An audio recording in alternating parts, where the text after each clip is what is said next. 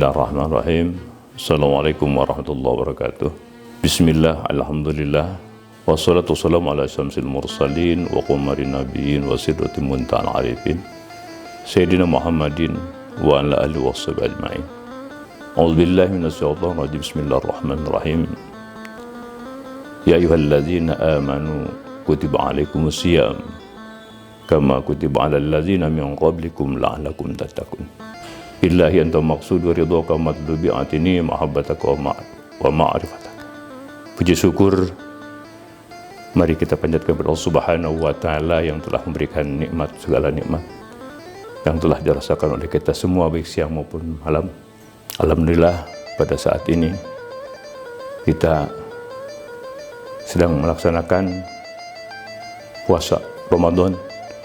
Semoga kita dalam melaksanakan puasa ini diberikan kesehatan lahirnya dan kesehatan batinnya, dan semoga diberikan kelancaran segala-galanya dan permintaan kita dikabul oleh Allah Subhanahu wa taala.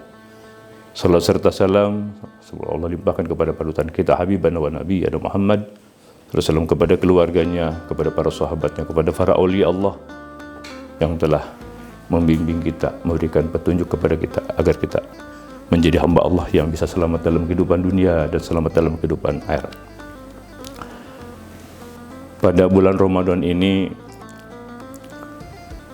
semuanya orang yang beragama Islam melaksanakan perintah sesuai dengan salah satu ayat yang sudah dibacakan tadi.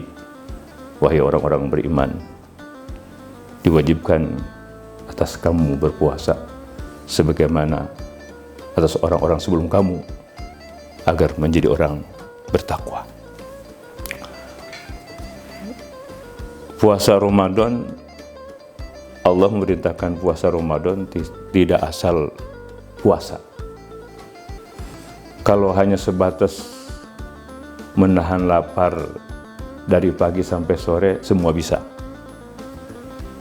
Tapi puasa yang bisa menjadi orang yang bertakwa, itu tidak semua bisa. Allah memerintahkan puasa Ramadan seperangkat dengan pembimbingnya. Atau Allah memerintahkan sholat seperangkat dengan pembimbingnya. Atau Allah memerintahkan zikir seperangkat dengan pembimbingnya. Agar apa dibimbing?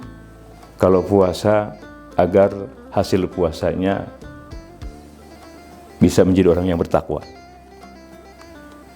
Kalau sholat dibimbing, hasil sholatnya bisa mampu mencegah perbuatan keji dan mungkar. Kalau zikir dibimbing, bisa hasil zikir itu memberikan ketenangan dalam hatinya. Seperti contoh begini, pemerintah menjalankan ibadah haji seperangkat dengan pembimbingnya. Agar apa? Agar ibadah hajinya supaya benar. Ya. Kalau begitu, siapakah yang menjadi pembimbing puasa agar puasa itu hasilnya adalah menjadi orang yang bertakwa? Atau kalau sholat bisa menjadi orang yang mampu mencegah perbuatan keji dan mungkar? Kalau zikir bisa menghasilkan hati tenang? Siapakah pembimbing? Dulu pada zaman sahabat yang menjadi pembimbing itu Nabi. Kalau sekarang siapa? Sekarang adalah yang bisa membimbing itu adalah pewaris Nabi. Siapakah pewaris Nabi itu? Yaitu ulama. Tapi kadangkala kita sering dan sudah didoktrin ulama itu asal bisa ngaji. Ya. Tapi di sini yang disebut ulama pewaris Nabi itu adalah ulama yang bersilsilah. Si A belajar dari si B belajar dari si C Si saya belajar dari terus sampai Nabi. Itu bersanad. Silsilah itu bersanad. Karena ada ulama yang tidak bersilsilah. Ulama yang tidak bersilsilah itu yaitu seperti Imam Hanafi, Imam Maliki, Imam Syafi'i, Imam Hambali, Imam Al-Ghazali. Beliau itu betul ulama, tetapi dia tidak bersilsilah. Sekalipun dia tidak bersilsilah, dia berguru kepada ulama yang bersilsilah. Maka ulama-ulama dulu itu Imam Hanafi, Imam Maliki, dan Imam Syafi'i, Hambali itu dan Imam Al-Ghazali itu semuanya pengamal thariqah. Cuman tidak dipublikasikan biografinya beliau sebagai pengamal thariqah. Namun yang ditampilkan adalah hanya ilmu fikihnya saja. Itu. Jadi bagaimanakah caranya seorang pewaris Nabi itu membimbing zikir, membimbing puasa, membimbing sholat? Caranya agar menjadi orang yang bertakwa, agar menjadi sholatnya menjadi mampu mencegah maksiat dan zikirnya mampu bisa menenangkan hati, diawali dengan penanaman kalimat taqwa. Diawali dengan penanaman kalimat taqwa. Maka kalimat taqwa itu ada di dalam hati. At-taqwa hahuna, at-taqwa hahuna. Seperti halnya Nabi juga ditanamkan kalimat taqwa pada waktu di Gua Hira. Cuman bahasa Al-Qur'annya Iqra bismi rabbik. Kalau bahasa Al-Qur'annya itu lakinu mautakum. Kalau bahasa Sundanya itu yaitu penanaman kalimatul iman, kalimatul tauhid, kalimatul taqwa ke dalam hatinya. Jadi puasa yang diawali penanaman kalimatul taqwa sudah dilakukan oleh orang-orang sebelum kita. Siapakah orang-orang sebelum kita? Yaitu pewaris Nabi. Ya, siapa itu pewaris Nabi? Tadi itu ya itu. Yaitu pewaris Nabi itu adalah ulama yang bersilsilah. Di dalam thariqah itu ulama yang bersilsilah itu dikenal dengan mursyid. Di dalam Al-Qur'an dikenal dengan wali yang mursyid. Itu diantaranya adalah puasa, tidak hanya sebatas puasa, tetapi cari puasa yang bisa menghasilkan menjadi orang yang takwa. Untuk menjadi orang yang takwa ternyata diperlukan pembimbing, dan pembimbingnya itu tidak asal pembimbing. Bahwa Papa ingat salah satu hadis yang artinya begini: apabila datang bulan Ramadan, pintu surga dibuka, pintu neraka ditutup, dan setan dibelenggu. Setahun itu ada 12 bulan. Setahun itu ada 12 bulan. Di dalam 12 bulan itu ada nama bulan Ramadan.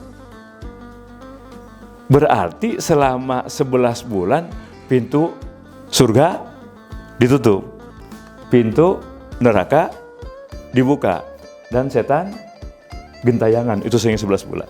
Bapak ingat ada satu kata-kata yang orang-orang sufi fi hadza zaman, yaitu yang namanya Syekh Muhammad Abdul Ghaus.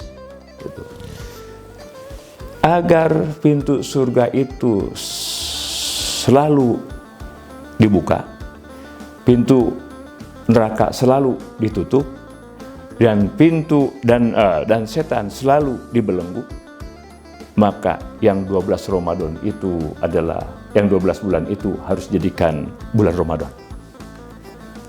Bagaimanakah cara puasanya? Ini orang-orang sufi itu melaksanakan puasa itu baik secara lahiriah maupun secara batiniah. Jadi yang disebut puasa 12 bulan itu setiap detiknya itu pakai puasa, yaitu zikir khafi itu. Zikir khafi itu yaitu hatinya selalu ingat kepada Allah setiap detik. Jadi maka disebut puasa itu menahan hati selalu ingat kepada Allah. Manakala orang itu menahan hati selalu ingat kepada Allah, itulah disebut puasa batin. Maka puasa batin itu ya selamanya pintu surga itu dibuka. pintu neraka ditutup dan setan terbelenggu. Perlu diketahui, yang namanya surga itu kebahagiaan.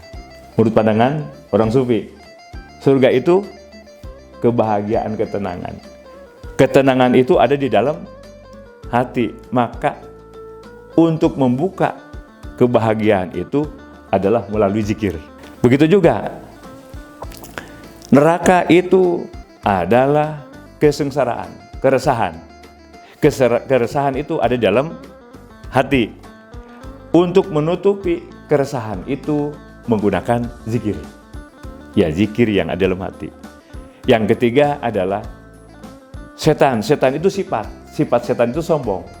Sifat sombong itu ada di dalam hati. Maka untuk membelenggu setan yang ada dalam hati adalah melalui zikir. Ternyata adalah zikir merupakan segala-galanya untuk membuka, untuk menutup, dan untuk membelenggu. Itu yang bisa saya sampaikan. Semoga ilmu yang saya sampaikan ini bermanfaat. Sekian, wassalamualaikum warahmatullahi wabarakatuh.